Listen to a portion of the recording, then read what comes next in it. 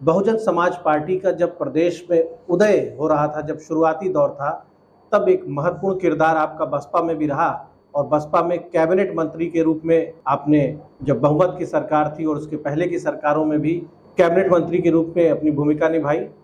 और बसपा से अलग होने के बाद जन अधिकार पार्टी के रूप में एक सियासी यात्रा पूरे प्रदेश में नेटवर्क बनाया, आसपास के प्रदेशों में भी संगठन खड़ा किया और अब जौनपुर से लोकसभा चुनाव लड़ने जा रहे हैं। इंडिया गठबंधन ने अपना प्रत्याशी घोषित कर दिया है। कुशवाहा जी, एक बहुत व्यापक अनुभव है आपके पास सियासत का। इस बार इंडिया गठबंधन के नाम से जो ये एक आप लोगों ने विपक्ष को एकजुट किया है, आपकी अखिलेश यादव, राहुल गांधी का नेतृत्व, कांग्रेस के तमाम पुराने लीडर्स, और अब आप भी उत्तर भारत के वरिष्ठ लोगों में हैं, पूरे देश की सियासत को आप बेहतर समझते हैं, क्या परिदृश्य है सामने? देखिए, 14 और 19 के चुनाव में और 24 के चुनाव में बहुत फर्क है। पहले भारतीय जनता पार्टी की सरकार को लोगों ने ठीक से जाना और समझा नहीं। इन 10 सालों में लोगों ने सरकार को भी देख ली, जो वादे हुए उन पर कितना अमल हुआ इस पर भी लोगों ने देखा। तो जहाँ तक हम समझते हैं, हम लोगों से बात करते हैं, तो इस बार इंडिया गठबंधन की तरफ लोग जाने का विचार बनाए और इंडिया गठबंधन मजबूत है, लोगों पसंद करते हैं। और उसका एक महत्वपूर्ण अंग ये भी है कि कुछ लोग, जो बाबा साहब अम्बेडकर ने संविधान लिखा उसको बदलने की बात करते हैं। एक तरफ वो लोग हैं, वो वही लोग हैं, और दूसरी तरफ इंडिया गठबंधन है जो संविधान के साथ खड़ा है, संविधान के पक्ष में। तो इस देश के वो लोग, पढ़े लिखे जागरूक लोग, जो ये जानते हैं कि भारतीय संविधान ही है जो हमें हक अधिकार देता है, हर क्षेत्र में समानता का दर्जा देता है, खास करके हमारी बहन बेटियों को, तो वो सब लोग इंडिया गठबंधन के साथ खड़े। इसलिए हमको ऐसा लगता है कि इंडिया गठबंधन। और लाभार्थियों के लिए चुनावी कैंपेन में अलग से प्रोग्राम भी उन्होंने तय किए हैं कि लाभार्थियों तक उनके कार्यकर्ता पहुंचे। तो जो ये डायरेक्ट बेनिफिट की स्कीम्स हैं, आपको ये नहीं लग रहा कि गरीब वर्ग जो है वो बड़ी संख्या में उसकी अपनी आर्थिक विषमताएं भी होती हैं और वो जिन स्कीम्स का लाभार्थी बना है तो वो कहीं ना कहीं बीजेपी का वो एक प्रभाव है वहाँ पर? देखिए, हम आपके सामने एक सवाल करेंगे हम भी कि आप एक चैनल में आज हैं। मुझे लगता है कि आपके मन में होगा हम इससे आगे बढ़ें, यहीं तक सीमित न रहें, हम इससे आगे बढ़ें, हमारे बच्चे इससे आगे बढ़ें।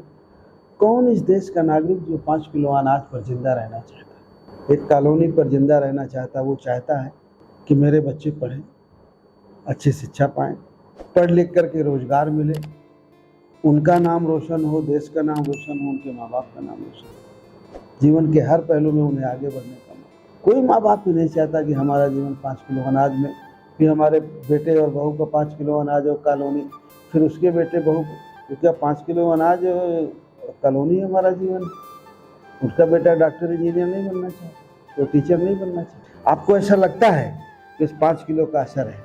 बुद्धिजीवी आदमी स्वाभिमानी भी तो होता है। बहुत सारे लोगों को ये बहुत, आप 5 किलो राशन पर क्यों जिंदा रखना चाहते हैं? आप रोजगार दीजिए। लेकिन बीजेपी और भी तो बातें कहती है, वो कहती है हमने बाबा साहब अम्बेडकर के से जुड़े सारे स्थलों का हमने उनको तीर्थ के रूप में विकसित किया। बीजेपी ये भी कह रही है कि हमने कर्पूरी ठाकुर को भारत रत्न दिया। बीजेपी ये भी कह रही है कि हमने सबसे पहले पिछड़ा वर्ग आयोग बनाया, हमने मेडिकल में ओबीसी रिजर्वेशन दिया। तो वो तो नहीं, जिन वर्गों पर आपका फोकस है। नहीं, आप ये गलत कह रहे हैं। ओबीसी का रिजर्वेशन खत्म किया गया बड़े पैमाने पर। 3 साल तक ओबीसी के बच्चों को मेडिकल में लिया नहीं गया।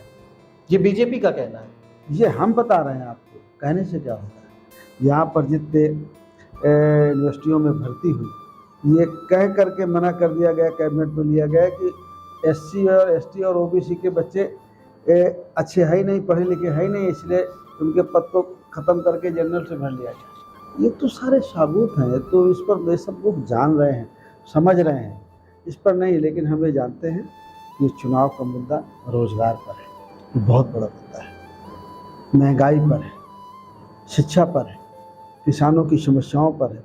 अब आप कहेंगे कि किसानों को हम 6,000 रुपया देते हैं। अब जरा किसानों की आमदनी देखिए 10 साल पहले की। अगर 10 साल पहले 100 रुपये थी तो आज 30 रुपये रह गए। आमदनी 2 गुना हो गई कि आमदनी 30% पे आ गई। तो किसान परेशान है, मजदूर परेशान है, पढ़े लिखे बच्चे परेशान हैं, उसमें आपके भी बच्चे होंगे, आपके भी रिश्ते नातों के बच्चे होंगे। आप वैचारिक तौर पर क्या कहते हैं मैं नहीं जानता हूँ, लेकिन जो सच है वो यही है कि हमारे देश में बेरोजगारी बढ़ी है, महंगाई बढ़ी है, शिक्षा बहुत महंगी है, किसानों की समस्याएं बहुत बड़ी हो गई हैं, पुरानी पेंशन भी, अग्निवीर योजना है, कौन सा विकास का काम। तो ये सब जो पढ़े लिखे जागरूक लोग हैं इन बात को समझते हैं और इसी का फायदा इंडिया गठबंधन का है। जौनपुर आप जा रहे हैं और उत्तर प्रदेश में जौनपुर भी सियासत का एक गढ़ माना जा सकता है।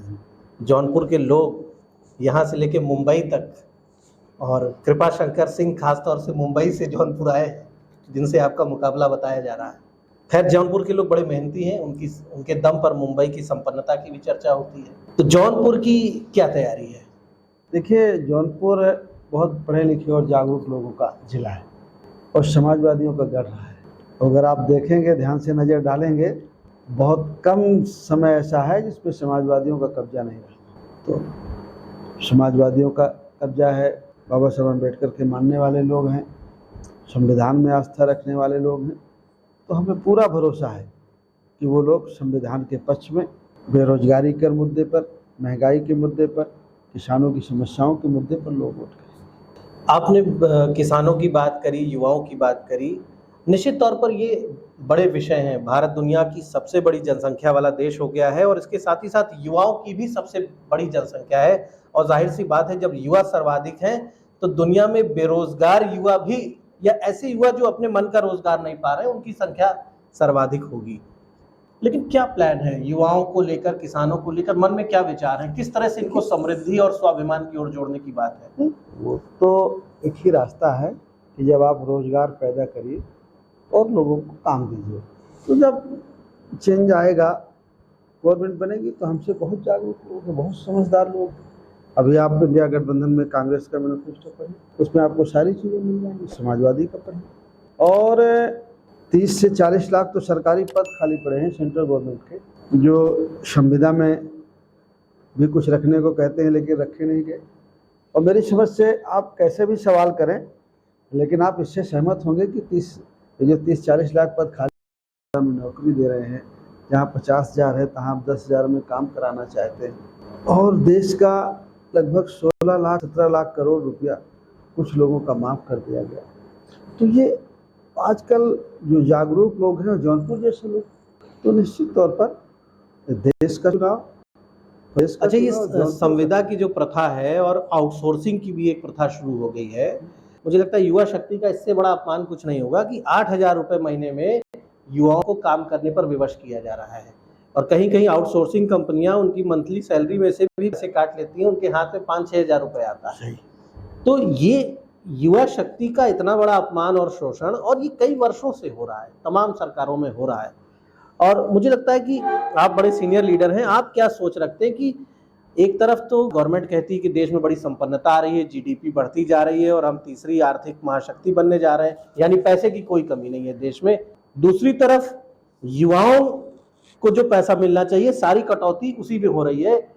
अगर कोई युवा विवाहित है, उसके पास परिवार है, बच्चे हैं, तो 5-7 हज़ार में, 8 हज़ार रुपये में कैसे गुजर करेंगे? देखिए, देश संपन्न है, इसका एक बात समझिए। जैसे कमरे में हम 10 लोग बैठे, कहते भैया इस कमरे में बहुत पैसा है, वो पैसा सिर्फ आपके पास हो, बाकी किसी के पास ना हो, तो देश की संपन्नता तो बढ़ गई 2-3-4 लोगों की। आप उसी से अर्थव्यवस्था को आंकेंगे देश की, बाकी के पास तो कुछ नहीं। अगर आपके पास यहाँ 10 लोगों में आपके पास अकेले पैसा है, बाकी 9 के पास कुछ नहीं है, तो कहेंगे भाई इस कमरे में तो बहुत पैसा है, लेकिन है एक ही के पास। तो देश की हालत बहुत ख़राब है, देश बहुत कर्जे में गया है। और इन चीज़ों को समझ करके निश्चित तौर पर लोग इस बार इंडिया गठबंधन को मौका देने जा रहे हैं। आप शायद ना यहाँ कहें, लेकिन अगर कैमरे के बाद तो आप हाँ करेंगे मुझसे। योगी आदित्यनाथ उत्तर प्रदेश के मुख्यमंत्री हैं, और जब उत्तर प्रदेश में लोकसभा चुनाव हो रहा है तो उत्तर प्रदेश की सीटों के लिए अगर मतदाता कोई निर्णय लेने वाला है तो केंद्र के साथ साथ वो राज्य का भी परफॉर्मेंस अपने मन में रखेगा। केंद्र के परफॉर्मेंस के बारे में तो आपने बताया कि किसान परेशान है, नौजवान परेशान है। स्टेट का परफॉर्मेंस क्या है, वो कितना मैटर करेगा? जब कोई बटन दबाने जाएगा ईवीएम का तो योगी और मोदी दोनों की चर्चाएं खूब हैं। हाँ। उत्तर प्रदेश सरकार का परफॉर्मेंस आप क्या देख पा रहे हैं? हम इतना कह सकते हैं आपको सारांश में कि इंडिया गठबंधन के साथ लोग जा रहे हैं। मेन मुद्दा तो संविधान का है।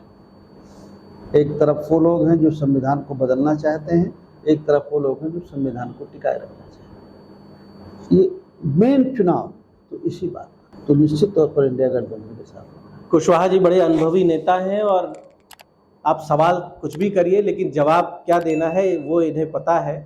और एक बड़ी बात इन्होंने कही है कि डिसेंट्रलाइजेशन ऑफ वेल्थ, यानी धन का विकेंद्रीकरण, और देश में कुछ प्रतिशत लोग बहुत धनी हो और बहुत बड़ी आबादी बहुत गरीब हो, ये किसी भी लोकतंत्र के लिए अच्छी स्थिति नहीं हो सकती है। तो भारत जिसके बारे